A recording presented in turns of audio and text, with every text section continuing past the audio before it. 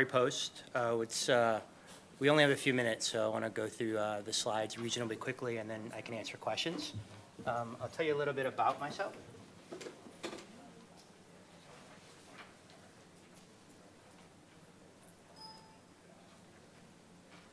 All right, so I've been in online marketing for about a decade. I've been a speaker and a writer, and I've been through several IPOs, a company called Cornerstone On Demand, and I've worked at IAC and a variety of companies in terms of an online perspective.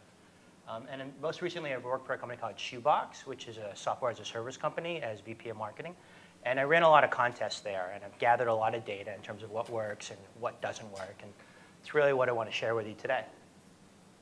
So why content contests? Well, one of the reasons is it provides an engaging, interactive experience for your users.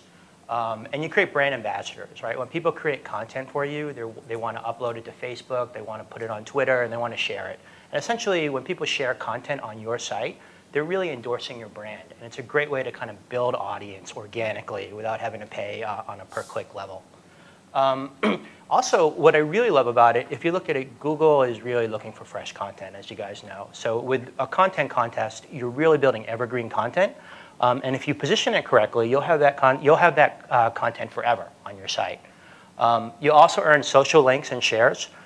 So when people retweet you or they share you on Facebook, search engines are taking that more and more into their algorithms. So while you'll get an initial bump with a contest, you can get a long tail or a long run bump in your search engine rankings, particularly if you use the keywords correctly.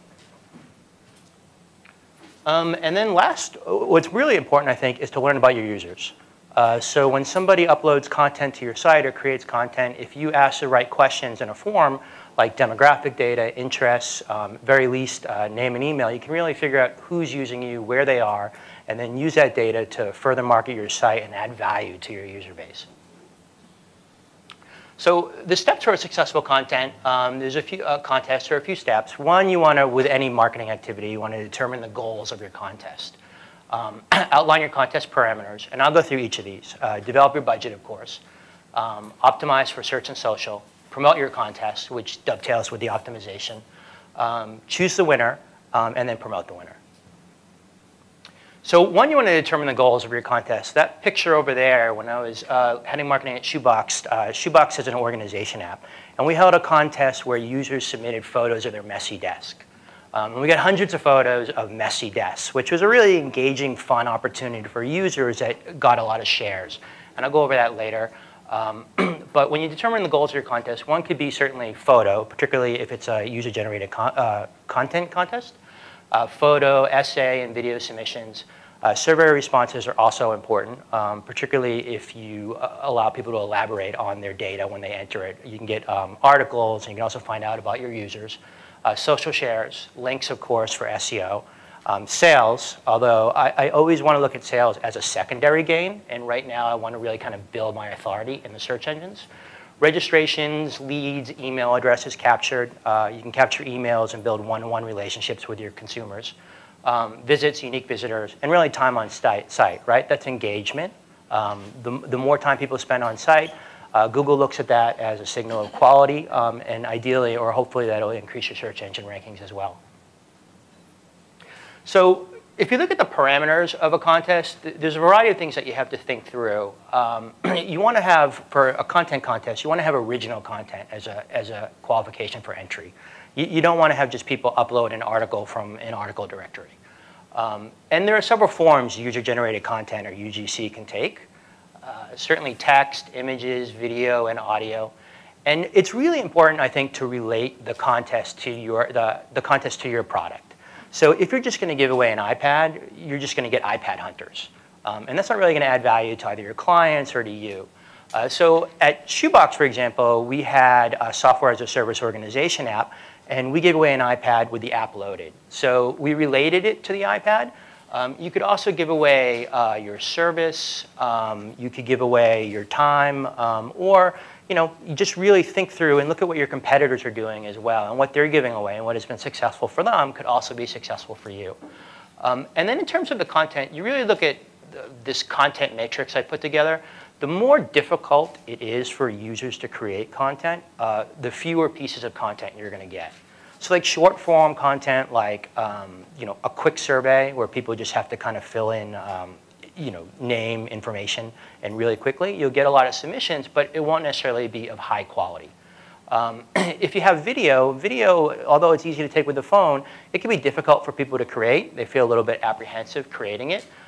So higher level difficulty, lower volume. So you really have to kind of weigh that balance, and through testing various contest scenarios, you get a really good idea in terms of what works for your particular brand or product. Also, similarly, user data, right? The longer it takes for people to enter the data, the fewer entries you're going to get. Conversely, the more data you get, the more valuable that contest is. So you certainly want to get your name and email to build the list, but you can get other data like demographic data, user data, interest data, and really get to know your users so that you can better target them in future opportunities and offerings and really create value for them that's customized. So again, this all comes down to testing, but I put together the matrix, and you can just look. More time equals fewer entries is really what it boils down to. Parameters and time frame. A longer contest allows more content creation and more quality, but it also fosters procrastination, where people might forget about your contest. If you have a contest that runs for a month and you just look at user behavior, they'll say, I'll come back to that later. If you have something that runs a day and you want to get quality videos, you're probably not going to get it because people just don't have the time. I personally found, on the bell curve, I personally found 2 weeks for me to work really well. It's enough time to get some quality content as well as keep people excited about the opportunity. Nobody wants to wait a month to find out if they won your product. But again, that comes down to testing like anything in online marketing. You just test and find out what works well for you. Prizes are really important. In a purely Darwinian sense, that's the bait, right? But you really want to provide value for your users. And as we talked about, connect that prize to your product. Don't just give away the iPad or the Kindle. A really interesting thing to give away is actually your service. It's your time, it adds credibility, and it does it. The cost of goods sold of your service is most likely a lot lower than a third-party product. If you give away an iPad, it's going to raise the cost of your contest, and you're going to have to get a lot more results for it to work for you. I also like to give away multiple prizes, give people multiple chances to win. If you have a first prize and a second place and a third place, you then have 3 opportunities for people to feel like they're engaged, and it creates a lot more excitement. It's less of a winner-take-all scenario. And look at what your competition is doing. What are they giving away, and what's worked for them? So you really need to look over guidelines, particularly if you're going to do a Facebook contest. Facebook is really strict in their rules in terms of like gating and forcing people to do likes or shares. I'll send out, if you guys email me, I'll send you out the rules for each of the sites. But look really closely. A contest isn't worth risking your social presence, particularly if you're a content marketer. Facebook is probably a big referrer for you, so is Twitter. And you want to make sure that you really respect their guidelines. And I don't have them up because they change a lot, and they vary according to site. But shoot me over an email, and I'll get that out to you. So budget is really important, right? Particularly if you're really focusing on ROI.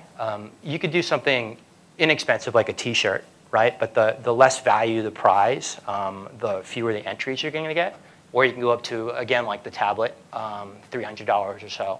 I really like offering your product to the winner because lower cost of goods sold, and it really creates brand ambassadors, and it gives you an opportunity to associate yourself with the goodwill of the contest. You need to promote it, so you need to look at your budget for press releases. You need somebody to write that press release. If you could do it in-house, essentially that's free, or you could outsource it to a writer. It's $40 or so. And then you need to distribute it on a PR service, about $300, depending upon what service that you use. And then you want to write a blog article announcing the contest. If you don't have a blog, by the way, you should definitely have a blog on your site. And pay for a writer or do it in-house. Facebook page for the content, you could do that for free, or you could hire somebody to do it for you. But you should learn how to do it. It's really easy to do. And then somebody to administer the contest, to monitor the winnings. If you're collecting user-generated content, you want to make sure somebody looks over that content, make sure it's not offensive to your readers, make sure it fits your brand, make sure it's not duplicative. You could use a service like Copyscape to make sure that nobody else has that content on their site. And then what's really interesting to do is celebrity judges. So let's say I got the founder of TechCrunch to judge my contest, and I had a technical product. Well, he has a lot of followings or institutional followings on Facebook or Twitter or wherever he writes. If he's a celebrity judge, he could promote my contest for me or your contest for you, and then you can really kind of leverage his brand and associate your brand with his. I mean, basically in marketing, you often want to borrow other people's credibility if you don't have if you haven't yet yourself established credibility, and you might have to pay those judges or barter for services. It really is it's a individualized case scenario. And then you want to optimize your content for search and social. So I've seen many times where people will put their contest on a mini site, thinking that this mini site is going to be all-inclusive of the contest. The challenge with that is once that contest ends, that mini site is now divorced from your site. So any links that you've earned aren't pointing to your domain. They're pointing to the mini site, and most likely you don't have the resources to run every time you have a contest to maintain a mini site. And certainly subdomain, that's certainly better than a mini site, but I like having it like in a folder on my site. So if my domain was contest.com, I do / and the contest name. And that way, all the links that point are building authority for my site. So it's just good SEO value. Essentially, you want to own the links. Also, keywords. Make sure, do your keyword research for your contest. Find out what people are searching on. And look to insert long-tail keywords in your H1, your URL, your meta, your basic SEO things. And you can find all this stuff online in terms of how to optimize for search, and make the contest easy to share. If you look at it, a contest is inherently an engaging opportunity for you to really interact with your readers. And by extension, allow your readers to interact with their friends. So if you're using WordPress, as an example, there are many plugins that you could use where users could share the contest by clicking on tweet this or share on Facebook. Many opportunities for that, particularly if you have one of the popular CMSs. And also consider a voting mechanism. Like, let's say, for example, I run a contest on, let's say you sell camera lenses. You might want to have a contest where users upload photos, panoramic photos. If the gate to winning is based upon user votes, they're then going to share that with all their friends on Facebook and Twitter and say, hey, vote for my photo because I could win a new camera lens. So voting mechanisms are a great opportunity to foster further engagement and promotion, really free promotion for your contest. You want to promote your contest. That's the hardest thing. You can come up with the best idea, but if nobody sees it, like anything in marketing, it's not really going to work for you. And your boss or you or your company, it might be the first and the last contest you run. So you really want to make sure that you spend time promoting your contest. If you're doing email, include the prize in the subject line so people don't look at it as a rote email. Win a camera lens. Of course, when you do email, you have to be careful of spam keywords like free and other items like that. But generally, put your prize in the email subject line. If you have a newsletter, it's a great opportunity to blast to people. Say, hey, check out this story, and then direct them from the newsletter to your blog where they can read about the contest and enter it and make it easy to enter. Press releases, PR Web, and other services work really well for this. Press releases, if you get the links, don't really count in terms of SEO that well. What's debatable about whether or not they count, but if somebody picks up your press release, like at Shoeboxed, we had a variety of publications pick it up, and that's just free coverage, and we kind of leverage their credibility and their readership. Forums, get in and engage with people, let them know about your contest. Contest directories, there are whole directories out there that just deal with contests. And if you email me, I'll shoot you over a list of directories. And you really get, you get a mixed bag with that, right? You get contest hunters, but you also find the opportunity to interact with new people that are really interested in contests and perhaps your contest. Blogger outreach. Outreach to other bloggers with authority in the space. Let them know what you're doing. Get coverage. Bloggers are hungry.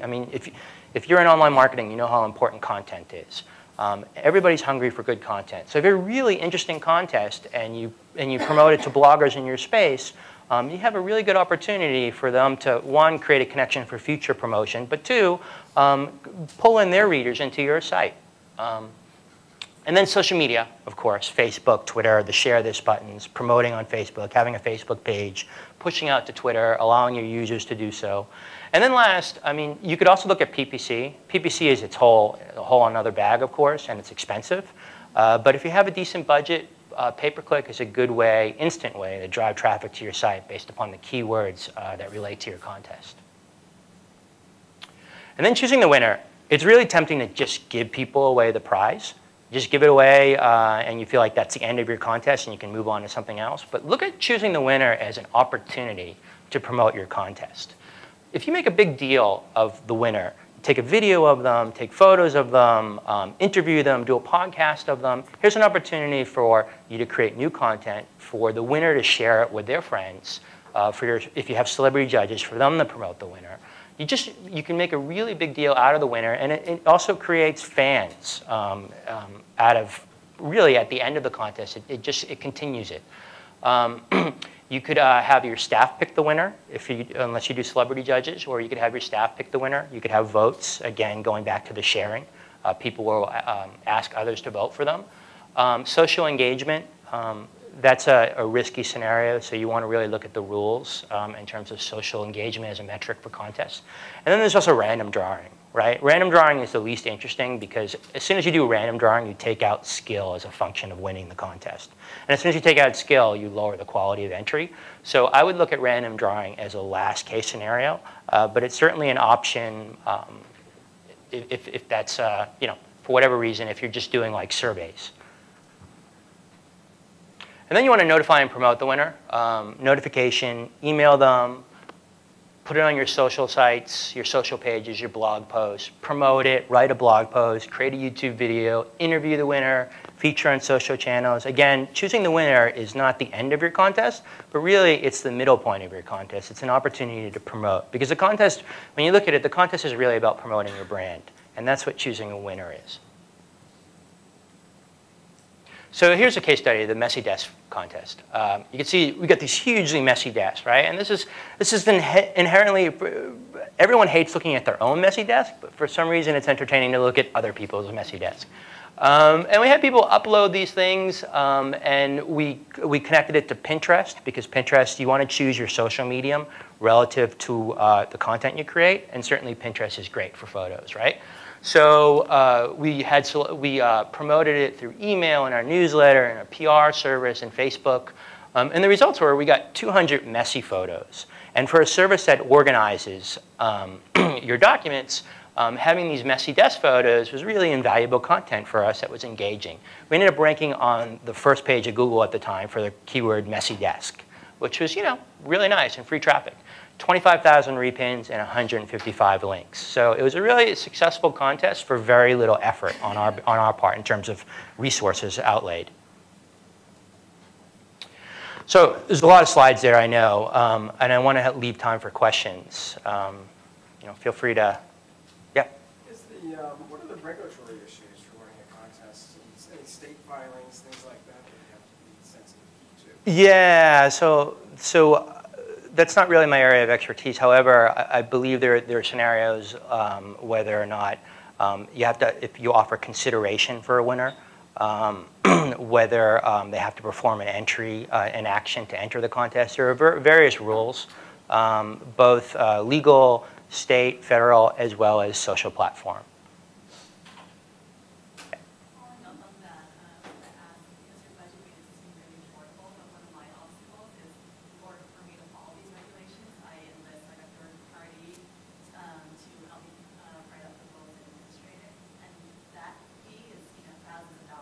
Right. It's really cost prohibitive for me to do a contest because every time I want to do one, $5,000, $10,000 to ensure that we are, legal and comply with New York, New Jersey. Sure. So. Any suggestions that make it more cost effective to do a contest? So the question is, how do you make a contest more cost effective? Yeah, I mean. Do you have a team in-house that can create content and promote for you? Or are you doing this yourself? I'm doing it myself. Okay. But again, the cost really is just that part, this legal aspect that our in-house legal team aren't,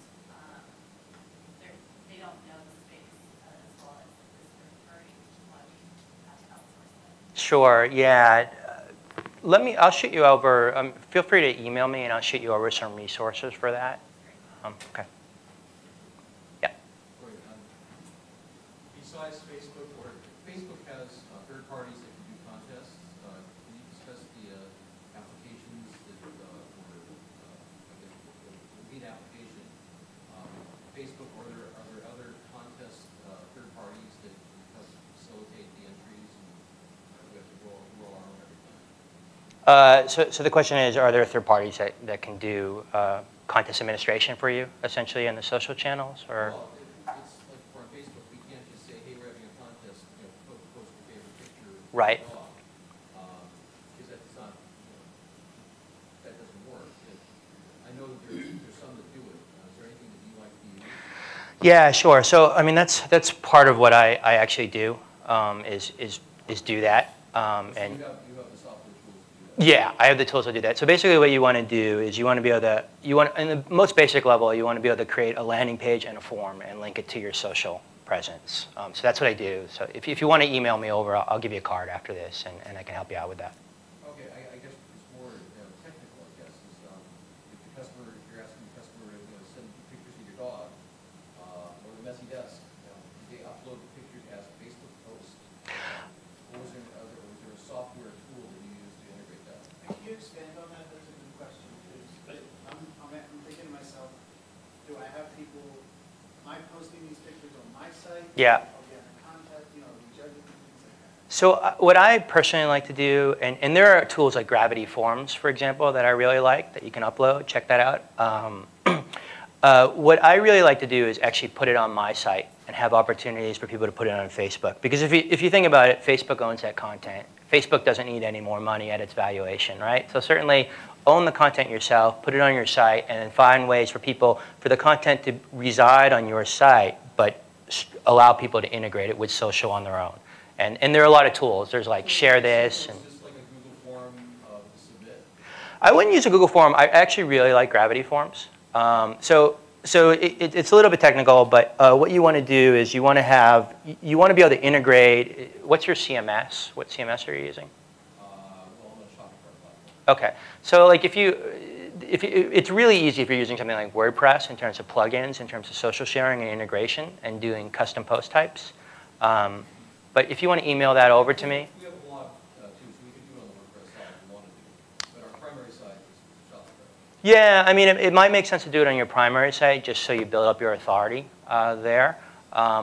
If you want to shoot me over an email on that as well, because I can help you with that. But you're talking about actually putting some kind of software solution, whether it be a PHP or something, sitting on the website. So Correct. the contest participants then, if they want to submit their picture of their messy desk, there's something technically on the website. Yes, yes. But the good thing, it sounds a lot more complicated than it is. But it's really, I mean, you want a form for users to enter data and then to enter their content and essentially upload their content to your server and then share. But that does deal with code on your site. Okay, but in the case of messy desk, you had a third party or the staff being the judges. What if you want to do a contest where the audience can vote? Sure. Or we break it down to top 10. We go for top 10 in-house, and then we give it to the readers. Do you also have tools for that? Yeah, I mean, Does that become a second part of this? it is, right? I mean, so then you just, I mean, then you need a voting mechanism, which is really a different code base, but you would need that, yes. Thank you. Yep. And Instagram and Woo both got great plugins for contests for Facebook. Mm-hmm. They're easy to use. Mm-hmm. Click. Yeah, I mean, you really need somebody to help you promote it as well. I mean, that's the key. Well, yeah. Yeah, but That's what we do. But those are easy plugins. Easy, Right, yeah. Easy tools Yeah, absolutely. Any other questions? I have read that it's not worth doing a contest unless you already have a great following already, because you're just not going to reach. So for someone starting out like myself, should I just wait to do that sometime in the future? Well, I mean, that's where celebrity judges can really help you. So what's your area? Live action video readings featuring actors, so e-cards featuring actors. Okay, so I mean, so if you find somebody that is somehow embedded in that space that has a following already, then just work out a deal with them where they can help promote or judge your contest for you. And then that way you're really borrowing somebody else's authority.